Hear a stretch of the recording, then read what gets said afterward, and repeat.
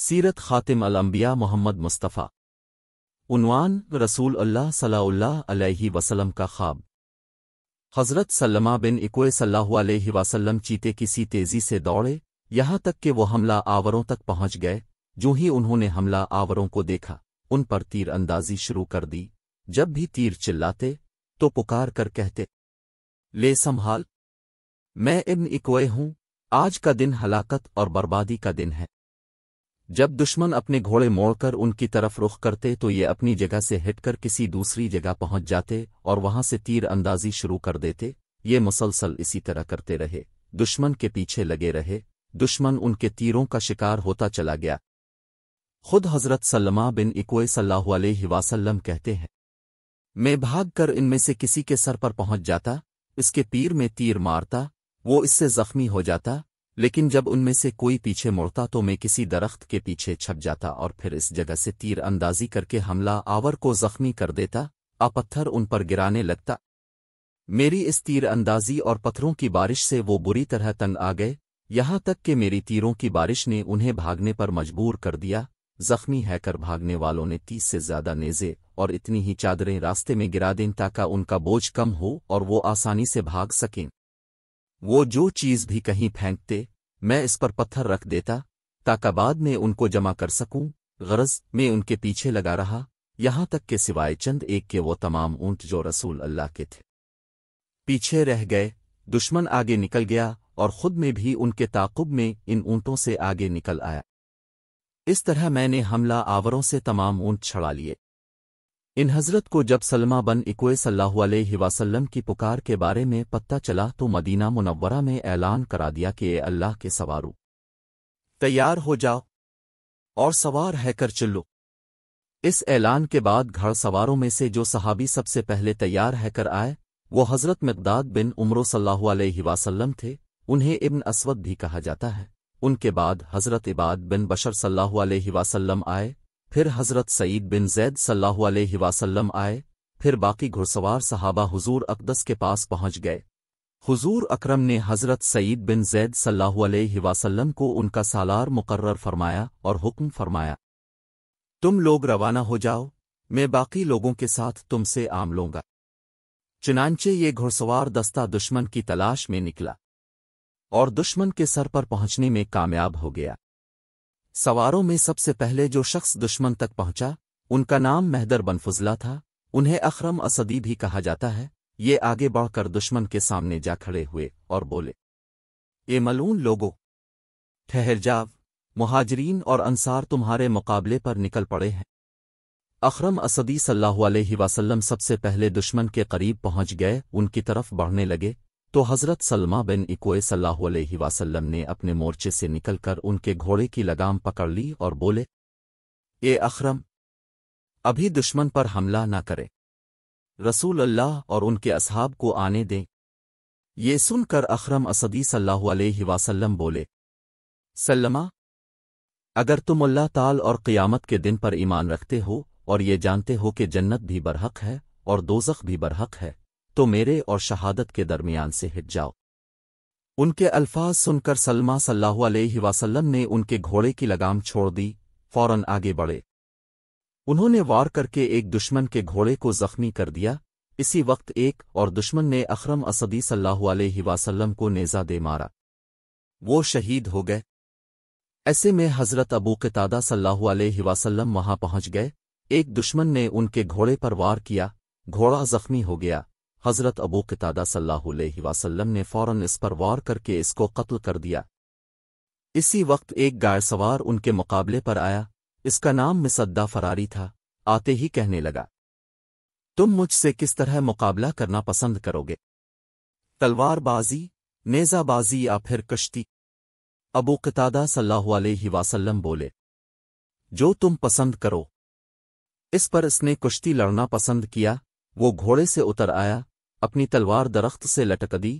حضرت ابو قتادہ صلی اللہ علیہ وسلم بھی گھوڑے سے اتر آئے، انہوں نے بھی تلوار درخت سے لٹک دی۔ اب دونوں میں کشتی شروع ہوئی۔ آخر اللہ تعالی نے حضرت ابو قتادہ صلی اللہ علیہ وسلم کو فتح یاب فرمایا۔ انہوں نے درخت سے لٹکی تلوار کھینچ لی اور اسے قتل کر دیا۔ پھر انہوں نے مصدہ کے بھتیجے پر حملہ کیا، اس نے خوف زدہ ہے کر باقی اونٹوں کو چھوڑ دیا۔ حضرت ابو قتادہ صلی اللہ علیہ وسلم اونٹوں کو لے کر لوٹے تو حضور اکرم تشریف لاتے نظر آئے۔ حضور اکرم نے اونٹوں کو ساتھ میں دیکھ کر فرمایا، ابو قتادہ تمہارا چہرہ روشن ہو۔ اس پر انہوں نے کہا، اے اللہ کے رسول، آپ کا بھی چہرہ روشن رہے۔ اس کے بعد اپنے ان سے فرمایا، اللہ تم میں، تمہاری اولاد میں اور اولاد کی اولاد میں برکت عطا فرمائے۔ ایسے میں آپ کی نظر ان کی پیشانی پر پڑی، وہاں ایک زخم تھا اور تیر کا پھل زخم ہی میں رہ گیا تھا۔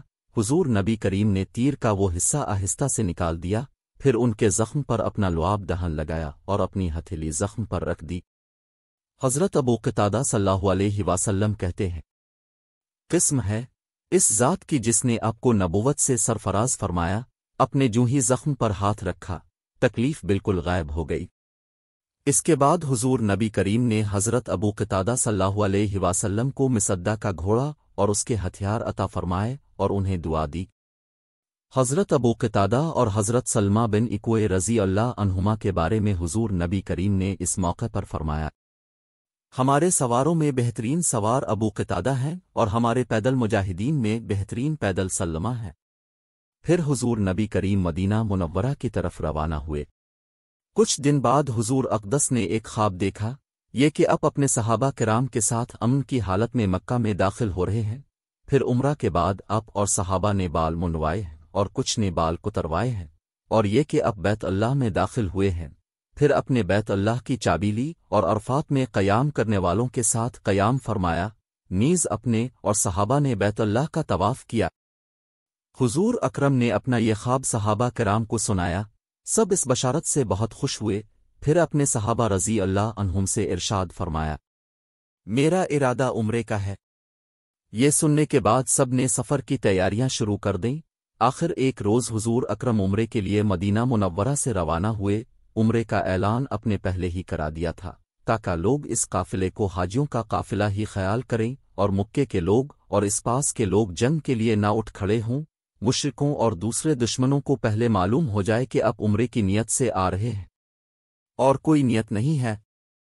حضور اکرم نے ذو الحلیفہ کے مقام پر احرام باندھا، پہلے مسجد میں 2 رکعت نماز ادا کی، پھر مسجد سے ہی اونٹنی پر سوار ہوئے۔ اکثر صحابہ کرام رضی اللہ عنہم نے یہیں سے احرام باندھا۔ حضور اکرم اس سفر پر ذی قعدہ کے مہینے میں روانہ ہوئے تھے۔ قافلے کے ساتھ قربانی کے جانور بھی تھے۔ ذو الحلیفہ کے مقام پر اپنے ظہر کی نماز ادا فرمائی، جانوروں پر جھولے ڈالیں تاکہ جان لیا جائے کہ یہ قربانی کے ہیں۔ ان کے کوہانوں پر نشان لگایا گیا، یہ نشان زخم لگا کر ڈالا جاتا ہے۔ اس سفر میں اب کے ساتھ 1400 صحابہ کرام رضی اللہ عنہم تھے۔ چونکہ حضور اکرم عمرے کی نیت سے روانہ ہوئے تھے، اس لیے اب کے اور صحابہ کے پاس سوائے تلوار کے اور کوئی ہتھیار نہیں تھا۔ سیرت خاتم الانبیاء محمد مصطفیٰ۔ عنوان: رحمت عالم صلی اللہ علیہ وسلم کے چند معجزات۔ سفر کے دوران ایک مقام پر پانی ختم ہو گیا۔ صحابہ رضی اللہ عنہم حضور اکرم کے پاس آئے۔ اس وقت آپ کے سامنے پانی کا ایک برتن تھا، آپ اس سے وضو فرما رہے تھے۔ آپ نے ان سے پوچھا، کیا بات ہے؟ صحابہ نے بتایا، آپ کے پاس اس برتن میں جو پانی ہے، اس پانی کے علاوہ پورے لشکر میں کسی کے پاس اور پانی نہیں ہے۔ یہ سن کر اپنے پانی کے برتن میں اپنا ہاتھ مبارک رکھ دیا۔ جو ہی اپنے ہاتھ مبارک پانی میں رکھا، اب کی انگلیوں سے پانی اس طرح نکلنے لگا جیسے برتن میں چشمے پھوٹ پڑے ہوں۔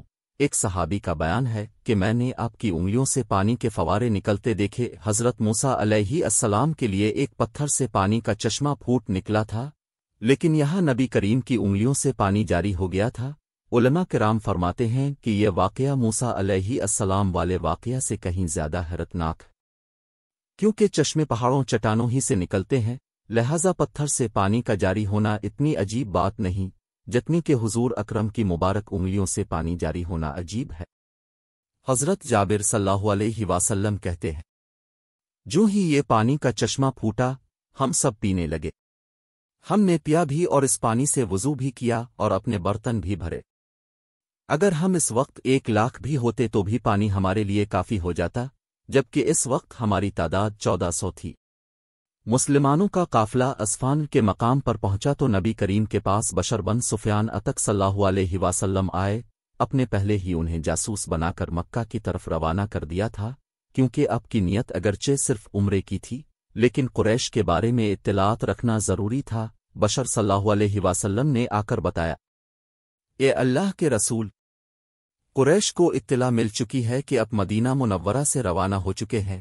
دیہاتوں میں جو ان کے اطاعت گزار لوگ ہیں، قریش نے ان سے بھی مدد طلب کی ہے، بنی ثقیف بھی ان کی مدد کرنے پر آمادہ ہے، اور ان کے ساتھ عورتیں اور بچے بھی ہیں۔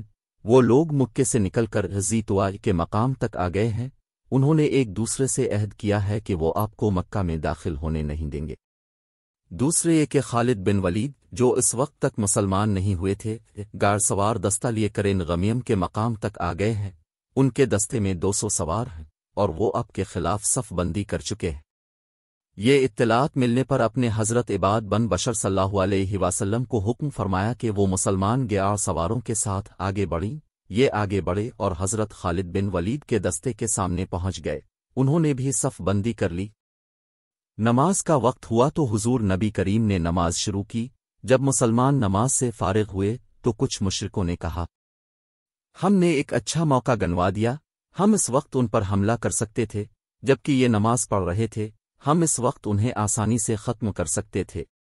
ایک اور مشرک نے کہا، کوئی بات نہیں، ایک اور نماز کا وقت آ رہا ہے، اور نماز ان لوگوں کو اپنی جان سے بھی زیادہ عزیز ہے، ظاہر ہے یہ نماز پڑھے بغیر تو رہیں گے نہیں، سو ہم اس وقت ان پر حملہ کریں گے۔ نماز عصر کا وقت ہوا تو اللہ تعالی نے حضور نبی کریم کے پاس حضرت جبرائیل علیہ السلام کو بھیج دیا۔ وہ صلو خوف کی آیت لے کر آئے تھے، جس میں اللہ تعالی نے فرمایا، ترجمہ، اور جب آپ ان کے درمیان ہوں اور آپ انہیں نماز پڑھانا چاہیں تو یوں کرنا چاہیے کہ لشکر کا ایک گروہ تو آپ کے ساتھ کھڑا ہو جائے اور وہ لوگ ہتھیار لے لیں، پھر جب یہ لوگ سجدہ کر چکیں تو یہ آپ کے پیچھے آ جائیں، اور دوسرا گروہ جس نے نماز نہیں پڑھی ہے آ جائے اور نماز پڑھ لے، اور یہ اپنے بچاؤ کا سامان، ہتھیار وغیرہ لے لیں۔ سورۃ النساء۔ چنانچہ اس طرح نماز ادا کی گئی۔ یہ نماز خوف تھی، یعنی جب دشمن سے مقابلہ ہو تو آدھا لشکر پیچھے ہٹ کر 2 رکعت ادا کر لے اور واپس اپنی جگہ پر آ جائے، باقی جو لوگ رہ گئے اب وہ جا کر 2 رکعت ادا کریں۔ اس نماز کی ادائیگی کا تفصیلی طریقہ فقہ کی کتب میں دیکھا جا سکتا ہے۔ مسلمانوں نے جب عصر کی نماز اس طرح ادا کی تو مشرک بول اٹھے، افسوس، ہم نے ان کے خلاف جو سوچا تھا اس پر عمل نہ کر سکے۔ ادھر حضور اقدس کو اطلاع ملی کہ قرش مکہ آپ کو بیت اللہ کی زیارت سے روکنے کا فیصلہ کر چکے ہیں، تو اپنے صحابہ کرام رضی اللہ عنہم سے اس بارے میں مشورہ کیا اور ان سے فرمایا، لوگو، مجھے مشورہ دو، کیا تم یہ چاہتے ہو کہ ہم بیت اللہ کی زیارت کا فیصلہ کر لیں اور جو بھی ہمیں اس سے روکے اس سے جنگ کریں؟ آپ کی یہ بات سن کر حضرت ابوبکر صدیق صلی اللہ علیہ وسلم نے کہا، اے اللہ کے رسول، اب صرف بیت اللہ کی زیارت کا ارادہ فرما کر نکلے ہیں، اب کا مقصد جنگ اور خون ریزی ہرگز نہیں، اس لیے آپ اسی ارادے کے ساتھ آگے بڑھتے رہیں، اگر کوئی ہمیں اس زیارت سے روکے گا تو اس سے جنگ کریں گے۔ حضرت مقداد صلی اللہ علیہ وسلم نے کہا، اے اللہ کے رسول، ہم آپ سے وہ نہیں کہیں گے جو بنی اسرائیل نے موسیٰ علیہ السلام سے کہا تھا کہ تم اور تمہارا رب جا کر جنگ کرو، ہم تو یہاں بیٹھے ہیں۔ ہم تو آپ سے کہتے ہیں آپ اور آپ کا رب جنگ کریں، ہم بھی آپ کے ساتھ جنگ کریں گے، اور اے اللہ کے رسول، اللہ کی قسم، اگر آپ ہمیں لے کر برن غمد بھی جانا چاہیں تو ہم آپ کے ساتھ ہوں گے، ہم میں سے ایک شخص بھی پسو پیش نہیں کرے گا۔ برن غمد مدینہ منورہ سے بہت دور دراز کے ایک مقام کا نام ہے۔ ان دونوں حضرات کی رائے لینے کے بعد آپ نے فرمایا، بس تو پھر اللہ کا نام لے کر آگے بڑھو۔ چنانچہ مسلمان آگے روانہ ہوئے، یہاں تک کہ حدیبیہ کے مقام پر پہنچے۔ اس جگہ حضور اکرم کی اونٹنی خود بخود بیٹھ گئی، لوگوں نے اٹھانا چاہا لیکن وہ نہ اٹھی۔ لوگوں نے کہا، قصوہ اڑ گئی ہے۔ حضور اکرم نے یہ سن کر ارشاد فرمایا، یہ اڑی نہیں اور نہ اڑنے کی اس کی عادت ہے، بلکہ اسے اس ذات نے روک لیا ہے جس نے ابرہہ کے لشکر کو مکہ میں داخل ہونے سے روک دیا تھا۔ مطلب یہ تھا کہ قصوہ خود نہیں رکی، اللہ کے حکم سے رکی ہے۔ حضور اکرم نے اس مقام پر قیام کا حکم فرمایا، इस पर सहाबा ने अर्ज किया, अल्लाह के रसूल, यहाँ पानी नहीं है। ये सुनकर हुजूर अकरम ने अपने तरकश से एक तीर निकालकर नाजिया बन जिंदब सल्लल्लाहु अलैहि वसल्लम को दिया, जो अब की कुर्बानी के जानवरों के निगरान थे। हुजूर अक़दस ने हुक्म फरमाया कि ये तीर किसी गड़े में गाड़ दो। तीर एक ऐसे गड़े में गाड़ दिया गया जिसमें थोड़ा सा पानी मौजूद था। फौरन ही इसमें से मीठे पानी का चश्मा उबलने लगा, यहाँ तक कि तमाम लोगों ने पानी पी लिया। जानवरों को भी पानी पिलाया। फिर सब जानवर इसी गड़े के गिर्द बैठ गए। जब तक तीर इस गड़े में लगा रहा, इसमें से पानी उबलता रहा। गड़े से पानी उबलने की खबरें कुरैश तक भी पहुंच गईं। अबू सुफियान ने लोगों से कहा, हमने सुना है हुदैबिया के मकाम पर कोई गड़ा जाहिर हुआ है, इसमें से पानी का चश्मा फूट पड़ा है, जरा हमें भी तो दिखाओ। मोहम्मद ने ये किया करिश्मा दिखाया।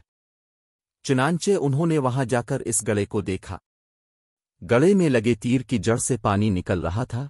ये देखकर अबू सुफियान और उसके साथी कहने लगे, इस जैसा वाकया तो हमने कभी नहीं देखा। ये मोहम्मद का छोटा सा जादू है। सीरत खातिम अल अंबिया मोहम्मद मुस्तफ़ा। उन्वान सुलह हुदैबिया। हुदैबिया पहुंचकर नबी करीम सल्लल्लाहु अलैहि वसल्लम ने कुरैश की तरफ कासिद भेजने का इरादा फरमाया ताकि बातचीत हो सके। कुफ्फार पर वाज़े हो जाए कि मुसलमान लड़ाई के इरादे से नहीं आए, बल्कि उम्रा करने की नीयत से आए हैं। इस गरज के लिए 2-3 कासिद भेजे गए, लेकिन बात ना बन सकी। आखिर हुजूर अकरम सल्लल्लाहु अलैहि वसल्लम ने सैयदना उस्मान बिन अफ़ान रज़ी अल्लाह अन्हु को भेजा और उन्हें ये हुक्म दिया कि वो मक्का में इन मुसलमान मर्दों और औरतों के पास जाएं जो वहां फंसे हुए हैं। उन्हें फतह की खुशखबरी सुनाई और ये खबर दें कि बहुत जल्द अल्लाह ताला मक्का में अपने दीन को सरबुलंद फरमाएंगे, यहाँ तक कि वहां किसी को अपना ईमान छुपाने की जरूरत नहीं रहेगी।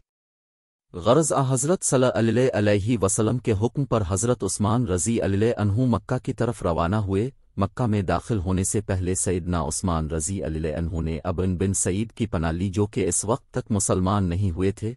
बाद में मुसलमान हुए अबन बिन सईद ने हज़रत उस्मान रज़ी अल्लाह अन्हु की पनाह मंजूर कर ली। उन्होंने हज़रत उस्मान रज़ी अल्लाह अन्हु को अपने आगे कर लिया, खुद उनके पीछे चले ताकि लोग जान ले ये उनकी पनाह में हैं। इस तरह उस्मान रज़ी अल्लाह अन्हु कुरैश मक्का तक पहुंचे। उन्हें रहमत आलम सल्लल्लाहु अलैहि वसल्लम का पैगाम पहुंचाया। जवाब में कुरैश ने कहा, मोहम्मद सल्लल्लाहु अलैहि वसल्लम हमारी मर्जी के खिलाफ कभी मक्का में दाखिल नहीं हो सकते। हाँ, तुम चाहो तो बैत अल्लाह का तवाफ कर लो।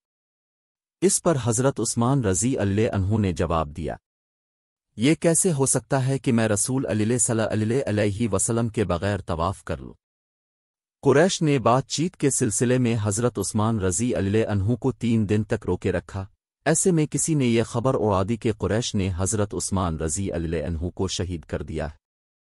इस पर नबी करीम सल्लल्लाहु अलैहि वसल्लम ने गमज़दा हैकर इरशाद फरमाया, अब हम उस वक्त तक नहीं जाएंगे जब तक दुश्मन से जंग नहीं कर लेंगे। इसके बाद अब सल्लल्लाहु अलैहि वसल्लम ने फरमाया, अल्लाह ताला ने मुझे मुसलमानों से बैत लेने का हुक्म फरमाया है। हुजूर अकरम सल्लल्लाहु अलैहि वसल्लम की बात पर हज़रत उमर रज़ी अल्लाह अन्हु ने पुकार कर बैत का ऐलान किया। इस ऐलान पर सब लोग बैत के लिए जमा हो गए। अब सल्लल्लाहु अलैहि वसल्लम इस वक्त एक दरख्त के नीचे तशरीफ फरमा थे। सहाबा किराम ने हुजूर सल्लल्लाहु अलैहि वसल्लम से इन बातों पर बैत की, किसी हालत में आपका साथ छोड़कर नहीं भागेंगे, फतह हासिल करेंगे या शहीद हो जाएंगे। मतलब ये कि ये बैत मौत पर बैत थी। इस बैत की खास बात ये थी कि अब सल्लल्लाहु अलैहि वसल्लम ने हज़रत उस्मान रज़ी अल्लाह अन्हु की तरफ से खुद बैत की और अपना दायां हाथ अपने बाएं हाथ पर रखकर फरमाया, ये अल्लाह, ये बैत उस्मान की तरफ से है, क्योंकि वो तेरे और तेरे रसूल के काम से गए हुए हैं, इसलिए उनकी तरफ से मैं खुद बैत करता हूँ। फिर 1400 सहाबा कराम रज़ी अल्लाह अन्हुम ने हुजूर अकरम सल्लल्लाहु अलैहि वसल्लम से बारी बारी बैत की। बाद में हुजूर अक़दस सल्लल्लाहु अलैहि वसल्लम को अल्लाह ताला की तरफ से ये इत्तला मिल गई कि हज़रत उस्मान रज़ी अल्लाह अन्हु को शहीद नहीं किया गया, वो जिंदा सलामत हैं। अब सल्लल्लाहु अलैहि वसल्लम ने इस मौके पर ऐलान फरमाया, अल्लाह ताला ने इन लोगों की मग़फ़िरत कर दी जो ग़ज़वा बदर और हुदैबिया में शरीक थे। इस बैत का जिक्र अल्लाह ताला ने कुरान करीम में इन अल्फाज में किया, اے پیغمبر، جب مومن اب سے درخت کے نیچے بیعت کر رہے تھے تو اللہ تعالیٰ ان سے راضی ہوا، اور جو سچائی اور خلوص ان کے دلوں میں تھا اس نے وہ معلوم کر لیا تو ان پر تسلی نازل فرمائی اور انہیں جلد فتح عنایت کی۔ ادھر قریش کو جب موت کی اس بیعت کا پتہ چلا تو وہ خوفزدہ ہو گئے۔ ان کے عقل مند لوگوں نے مشورہ دیا کہ صلح کر لینا مناسب ہوگا، اور صلح اس شرط پر کر لی جائے کہ مسلمان اس سال تو واپس لوٹ جائیں، آئندہ سال آ جائیں اور 3 دن تک مکہ میں ٹھہر کر عمرہ کر لیں۔ جب یہ مشورہ طے پا گیا تو انہوں نے بات چیت کے لیے سہیل بن عمرو کو بھیجا، اس کے ساتھ 2 آدمی اور تھے۔ سہیل اب کے سامنے پہنچ کر گھٹنوں کے بل بیٹھ گیا۔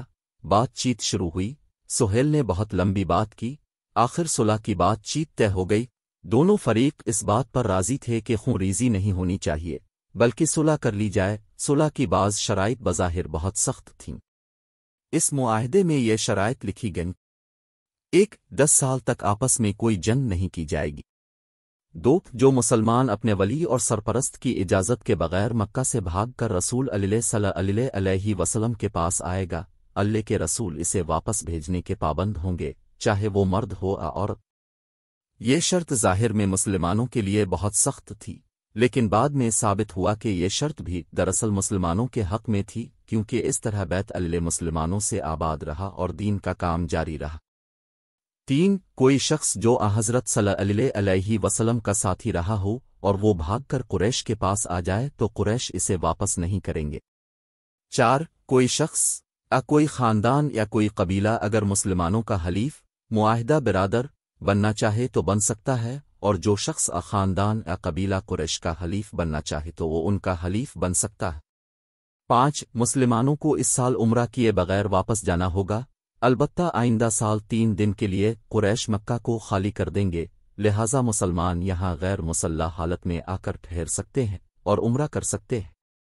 یہ شرائط بظاہر قریش کے حق میں اور مسلمانوں کے خلاف تھیں، اس لیے صحابہ کرام کو ناگوار بھی گزریں، یہاں تک کہ حضرت عمر رضی اللہ عنہ نے بھی ناگواری محسوس کی۔ وہ سیدھے حضرت ابو بکر رضی اللہ عنہ کے پاس آئے اور بولے: ابو بکر، کیا حضور صلی اللہ علیہ وسلم اللہ کے رسول نہیں ہیں؟ حضرت صدیق اکبر رضی اللہ عنہ نے فرمایا: بے شک حضور صلی اللہ علیہ وسلم اللہ کے رسول ہیں۔ اس پر فاروق اعظم بولے: کیا ہم مسلمان نہیں ہیں؟ ابو بکر صدیق رضی اللہ عنہ نے فرمایا: بالکل، ہم مسلمان ہیں۔ حضرت عمر رضی اللہ عنہ نے کہا: کیا وہ لوگ مشرک نہیں ہیں؟ ابو بکر صدیق رضی اللہ عنہ بولے: ہاں، بے شک وہ مشرک ہیں۔ اب حضرت عمر رضی اللہ عنہ نے فرمایا: تب پھر ہم ایسی شرائط کیوں قبول کریں جن سے مسلمان نیچے ہوتے ہیں؟ اس وقت حضرت ابو بکر صدیق رضی اللہ عنہ نے بہت ہی خوب جواب دیا، فرمایا: اے عمر، وہ اللہ کے رسول ہیں، ان کے احکامات اور فیصلوں پر سر جھکاؤ، اللہ تعالیٰ ان کی مدد کرتا ہے۔ یہ سنتے ہی حضرت عمر رضی اللہ عنہ فوراً بولے: میں گواہی دیتا ہوں کہ حضرت صلی اللہ علیہ وسلم اللہ کے رسول ہیں۔ اس کے بعد حضرت عمر رضی اللہ عنہ اب صلی اللہ علیہ وسلم کی خدمت میں حاضر ہوئے اور اسی قسم کے سوالات کیے۔ حضور صلی اللہ علیہ وسلم نے ان کی باتوں کے جواب میں جو الفاظ فرمائے وہ بالکل وہی تھے جو حضرت ابو بکر صدیق رضی اللہ عنہ فرما چکے تھے۔ حضور صلی اللہ علیہ وسلم نے فرمایا: میں اللہ کا بندہ اور رسول ہوں، میں کسی حالت میں بھی اللہ کے حکم کی خلاف ورزی نہیں کر سکتا، وہی میرا مددگار ہے۔ اسی وقت حضرت ابو عبیدہ رضی اللہ عنہ بول اٹھے: اے عمر، جو کچھ رسول اللہ صلی اللہ علیہ وسلم فرما رہے ہیں کیا تم اس کو سن نہیں رہے ہو؟ ہم شیطان مردود سے اللہ کی پناہ مانگتے ہیں۔ تب حضرت عمر رضی اللہ عنہ بھی بولے: میں شیطان مردود سے اللہ کی پناہ مانگتا ہوں۔ نبی اکرم صلی اللہ علیہ وسلم نے یہ بھی ارشاد فرمایا: اے عمر، مولا رضی اللہ عنہ کو حکم دیا کہ وہ یہ معاہدہ لکھیں۔ اس پر سہیل بن عمرو نے کہا: یہ معاہدہ علی لکھیں گے یا پھر عثمان؟ حضور صلی اللہ علیہ وسلم نے حضرت علی رضی اللہ عنہ کو معاہدہ لکھنے کا حکم فرمایا اور فرمایا: لکھو، بسم اللہ الرحمن الرحیم۔ اس پر سہیل بن عمرو نے پھر اعتراض کیا: میں رحمن اور رحیم کو نہیں مانتا۔ آپ یوں لکھوائیں، نسم کے الوام یعنی شروع کرتا ہوں، اے اللوے تیرے نام سے، کہ حضور اکرم صلی اللہ علیہ وسلم نے حضرت علی رضی اللہ عنہ سے فرمایا۔ اسی طرح لکھ دو۔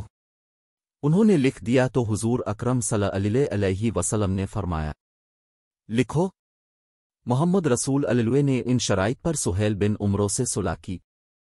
حضرت علی رضی اللہ عنہ لکھنے لگے، لیکن سہیل بن عمرو نے پھر اعتراض کیا، اگر میں یہ شہادت دے چکا ہوتا کہ آپ اللہ کے رسول ہیں تو پھر نہ تو آپ کو بیت اللہ سے روکا جاتا نہ آپ سے جنگ ہوتی، اس لیے یوں لکھے، محمد بن عبداللہ